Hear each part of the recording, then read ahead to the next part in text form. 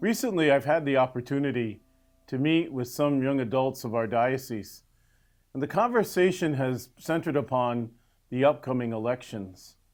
And particularly, they've been asking me the relationship between church and state, and how does a Catholic go about voting these days?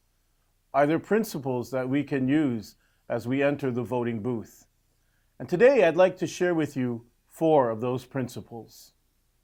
In their document, Forming Consciences for Faithful Citizenship, the Catholic bishops of the United States outline 4 principles of Catholic social teaching.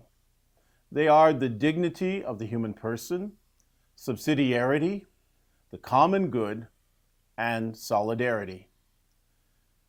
In applying these principles, the bishops state, and I quote, "Catholic voters should use the framework of Catholic social teaching to examine the candidates' positions on issues affecting human life and dignity, as well as issues of justice and peace, and they should consider the candidates' integrity, philosophy, and performance."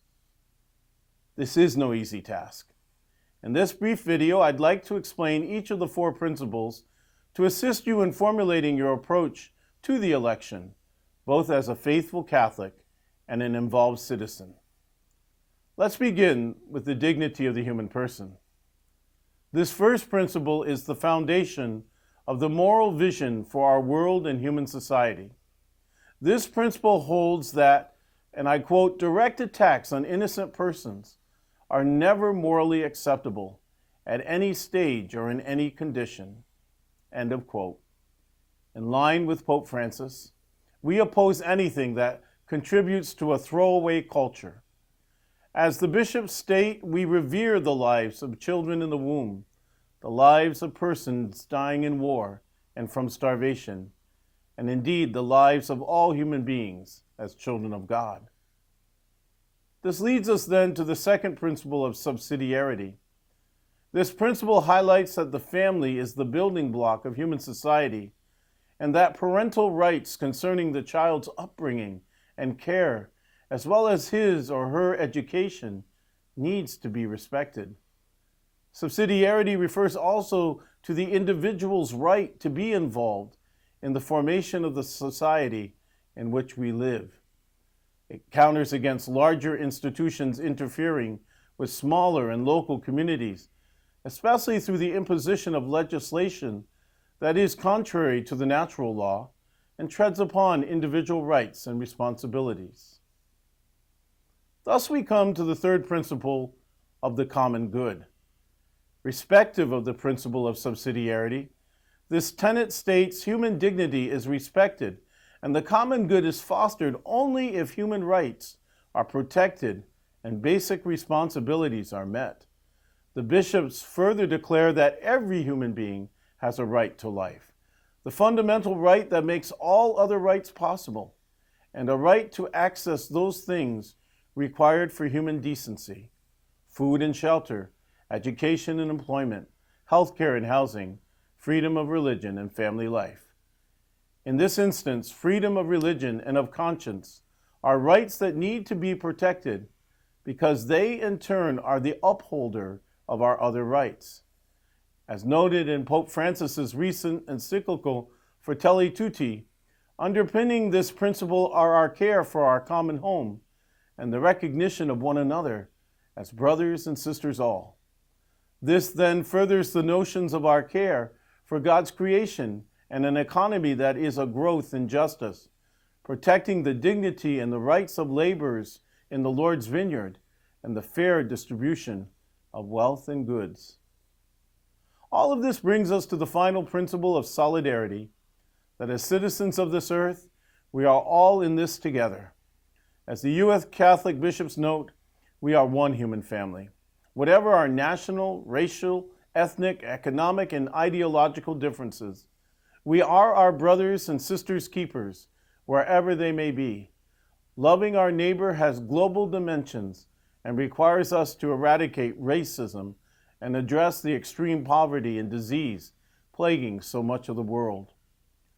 My version of what makes America great is what is found on Ellis Island, where immigrants were welcomed and the words, "Give me your poor, your tired, your huddled masses yearning to breathe free," are found on a gateway to our nation.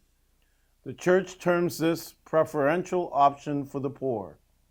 The very first teaching of Jesus' Sermon on the Mount is, "Blessed are the poor in spirit, the kingdom of heaven is theirs." Quoting Pope Emeritus Benedict XVI, forming consciences for faithful citizenship directs us to the fact, love for widows and orphans, prisoners, and the sick and needy of every kind is as essential to the church as the ministry of the sacraments and preaching of the gospel. That is why the bishops go on to state, these four principles and related themes from Catholic social teaching provide a moral framework that does not easily fit ideologies of right or left, liberal or conservative, or the platform of any political party. They are not partisan or sectarian, but reflect fundamental ethical principles that are common to all people. As Catholics, we believe and teach that whether a diploid cell known at the time of conception as a zygote, or a more advanced embryo, or the fetus in the womb, or the frail elderly or the terminally ill, or the most vulnerable of our society, each and every life, no matter its sex, no matter its color, no matter whether it is healthy or unhealthy, bears the imprint of the divine. Each and every human being has the innate potential to be a cornerstone in the building of a just social order and of the kingdom of God itself. Consequently, practices such as abortion, euthanasia, and physician-assisted suicide are our preeminent priority because they are direct attacks on the sanctity of human life. At the same time, the bishops also observe that we cannot dismiss or ignore other serious threats to human life and dignity, such as racism, the environmental crisis, poverty, and the death penalty. Each election presents its own set of challenges for every one of us. I invite you to reflect on these principles and seek ways to better understand the issues and concerns that confront our city, our county, our state, and our country. And please participate in the process and vote. May God guide us during our electoral process and help us to respond as faithful citizens.